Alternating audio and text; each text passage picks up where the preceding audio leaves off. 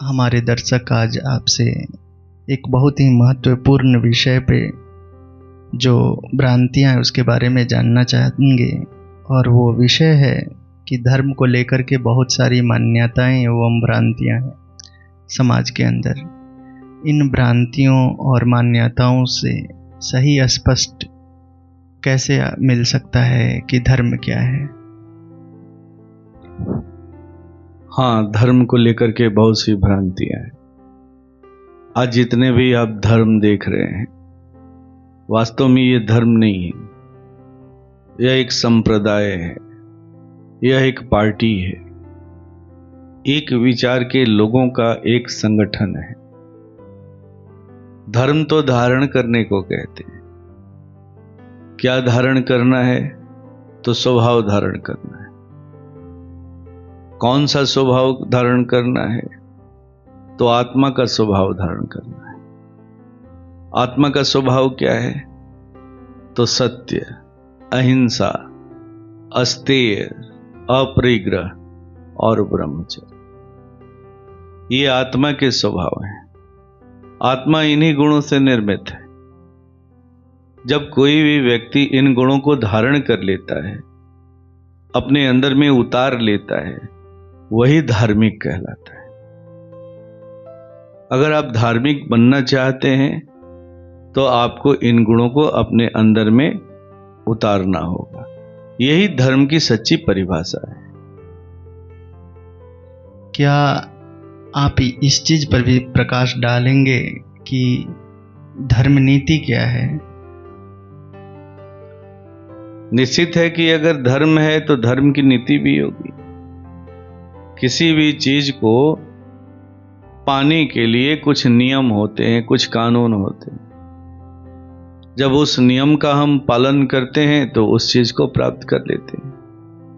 ठीक वैसे ही आत्मा के इन गुणों को अपने अंदर में उतारने के लिए, सत्य को अपने अंदर में उतारने के लिए, सत्य को धारण करने के लिए, अहिंसा को धारण करने के लिए, अस्तेय को धारण करने के लिए, अपरिग्रह को धारण करने के लिए, ब्रह्मचर्य को धारण करने के लिए कुछ नीतियां हैं, कुछ नियमावली है।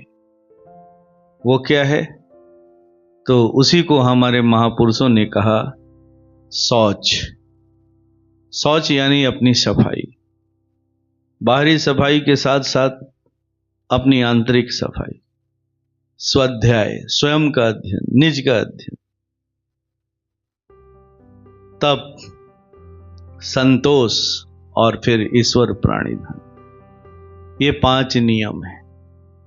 जब एक व्यक्ति, एक साधक इन 5 नियमों का पालन करता है, इन 5 नियमों को अपने जीवन से जोड़ता है, तो वो आत्मा के गुणों को अपने अंदर में उतार पाने में सक्षम हो जाता है।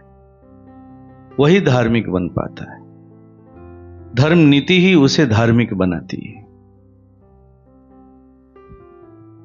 एक चीज और भी हम लोग जानना चाहेंगे कि आज जीवन को सफल बनाने के लिए लोग अनेकों प्रविधियां कर रहे हैं। एक चीज देखा गया है कि खास करके इवन जो शिक्षित वर्ग है उनके बीच भी हर प्रक्रिया वो कर रहे हैं कि जीवन सफल हो, किंतु ये चीज़ देखने को मिला है कि उनका जीवन भी काफ़ी असंतुलित है और वो लोग आत्महत्या और स्ट्रेस की जीवन जी रहे हैं। कहाँ पर वो भूल चूक हो रही है जिसकी वजह से वो अपने जीवन को अच्छे और इंसानियत और मानवता के साथ जी नहीं पा रहे हैं? इस प्रश्न पे प्रकाश डालिएगा। हाँ, आपने जिस विषय को पूछा है, ये विषय बहुत ही गहन है, चिंतनीय है। सारा समाज इसमें फंसा हुआ दिख रहा है। दरअसल हुआ क्या है कि जो हमारी शिक्षा है वो केवल रोटी के लिए रह गई है। रोटी के लिए जीना, रोटी के लिए पढ़ना और रोटी की व्यवस्था करना, इसके अलावे हम सब कुछ भूल चुके हैं। हम इस बात को भूल चुके हैं कि हमें एक मानव भी बनना है, हमें एक इंसान भी बनना है। और इंसान बनने की भी कुछ पढ़ाइयाँ होती हैं। मानव बनने के लिए भी हमें कुछ करना है। हम इस बात को भूल चुके हैं। केवल हमें एक ही चीज याद है, रोटी रोटी रोटी।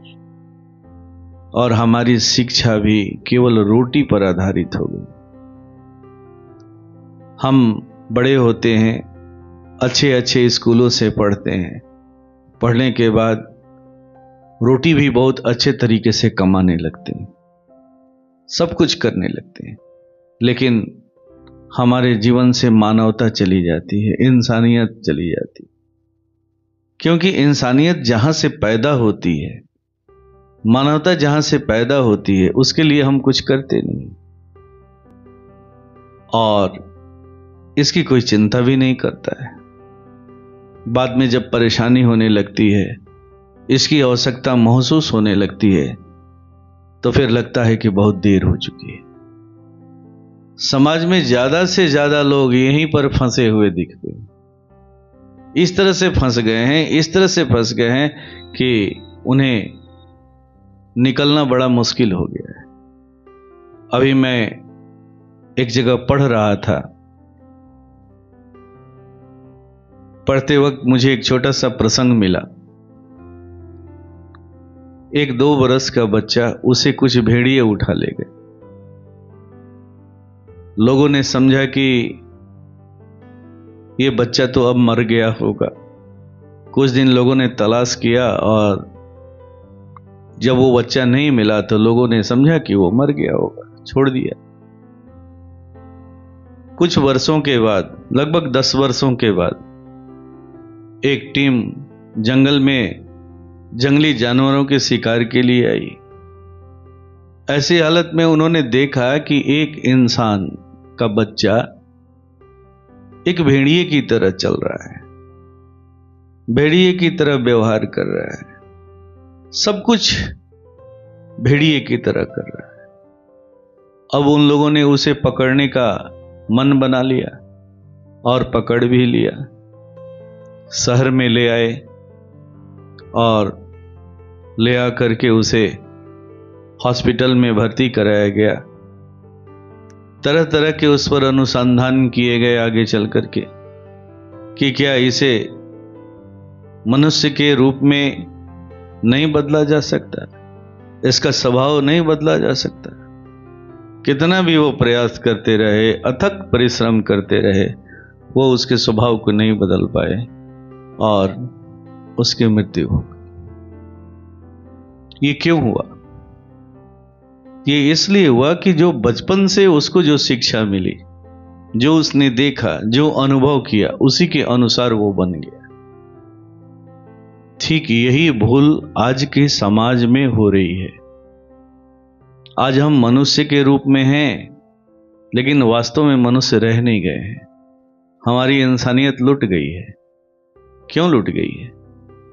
तो इसलिए लुट गई है कि शिक्षा का जो दूसरा पार्ट था, पहले पार्ट को तो हमने पकड़ा जिससे हमें रोटी मिलती है, लेकिन शिक्षा के दूसरे पार्ट को हमने छोड़ दिया, जो हमें एक मानव भी बनाती, हमें एक इंसान बनाती। उस पार्ट को हमने नजरअंदाज कर दिया।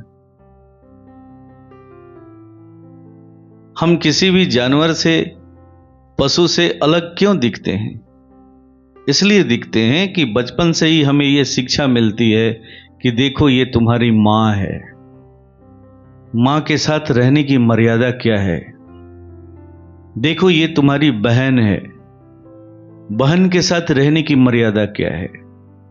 ये तुम्हारे बड़े भाई हैं, बड़े भाई के साथ रहने की मर्यादा क्या है। ये तुम्हारी भाभी है, इनके साथ तुम्हारी मर्यादा क्या है। जब इस मर्यादा का ज्ञान हमें बचपन में दिया जाता है, तब हम पशु से कुछ अलग हो जाते। लेकिन पशुओं को यह मर्यादा का ज्ञान नहीं दिया जाता है। बस वो मर्यादा तभी तक निभाते हैं जब वो मां का दूध पी रहे होते हैं। उसके बाद जैसे ही बड़े होते हैं, नौजवान होते हैं, वो रिश्तों के अपने मर्यादा को भूल जाते हैं, इसलिए कि इसकी पढ़ाई उसे नहीं पढ़ाई गई।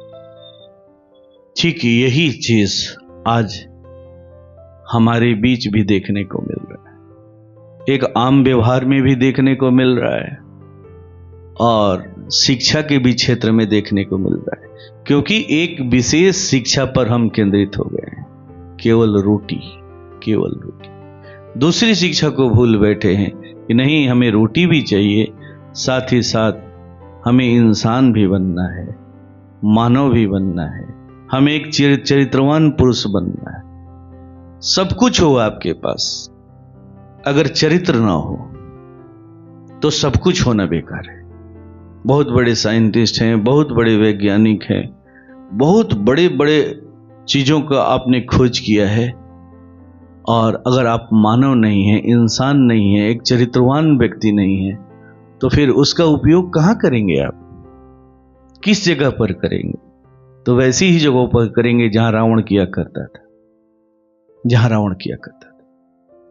तो सच्चाई है कि आज का समाज रावण बनने के क्रम में है, उसकी शिक्षा दीक्षा रावण बनने के क्रम में, इंसान बनने के क्रम में नहीं है। और उसका एक ही कारण है, धर्म की शिक्षा का बालपन में ही बच्चों को नहीं देना, उससे दूर रखना। बच्चों को रोटी की शिक्षा के साथ साथ धर्म की शिक्षा भी मिलनी चाहिए। उसे ये बोध होना चाहिए कि हम क्यों आए हैं। हम इसलिए आए हैं कि हमें एक मानव बनना है, हमें एक इंसान बनना है। हम इसलिए नहीं आए हैं कि केवल रोटी कमाना है।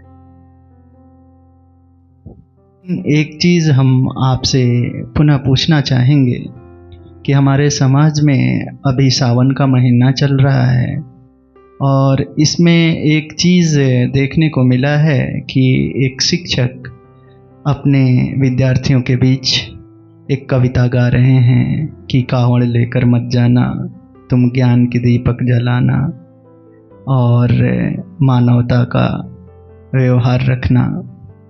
यहाँ पर प्रश्न ये है आपसे कि एक शिक्षक जो इस कविता के माध्यम से अपनी बातों को रखना चाह रहे हैं, तो उसमें कावड़ लेकर के मत जाना, तो इसमें जो शिक्षा की अवस्था है उन बच्चों का, और जो एक धार्मिकता की बात अभी जो आपने किया, तो इसका समन्वय कैसे बनेगा?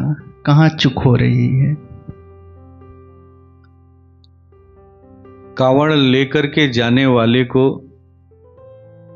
शायद उन्होंने उस रूप में देखा है, इसीलिए वो मना कर रहे हैं। लेकिन कावड़ की सच्चाई वो नहीं है, उसे कुछ हट करके भी है। शायद उन्होंने इस चीज को नहीं देखा है कि जब एक कावड़िया कावड़ लेकर के चलता है तो वो किस भाव में होता है, और रास्ते में उसकी सेवा करने वाले लोग कितने खड़े होते, वो कौन से भाव को लेकर के खड़े होते। कोई पैरों पे पानी डाल रहा है, कोई प्यास बुझाने के लिए खड़ा है, कोई रास्ते में भोजन लेकर के खड़ा है। उनसे तो पूछो कि उन्हें क्या मिलता है।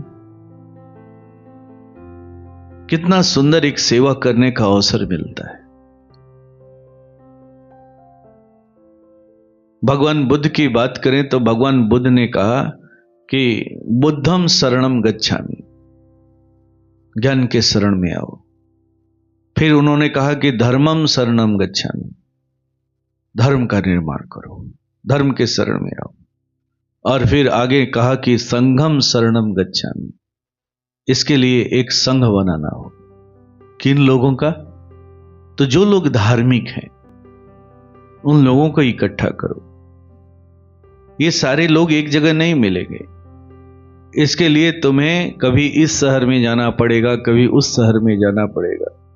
शहर में कोई एक व्यक्ति मिलेगा, इस तरह से ढूंढो, घूमो और उन्हें इकट्ठा करो। एक विचार के लोगों का एक पुंज बनेगा।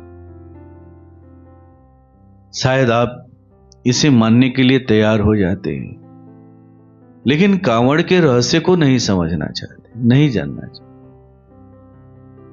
ठीक है, कोई भी व्यवस्था है, उस व्यवस्था में थोड़ी बहुत कमियां होती हैं, लेकिन उन कमियों को भी हमें ठीक करना है। लेकिन इसका उद्देश्य क्या है? ऐसे ही लोगों का एक संगठन जो धार्मिकता से जुड़े हुए हैं,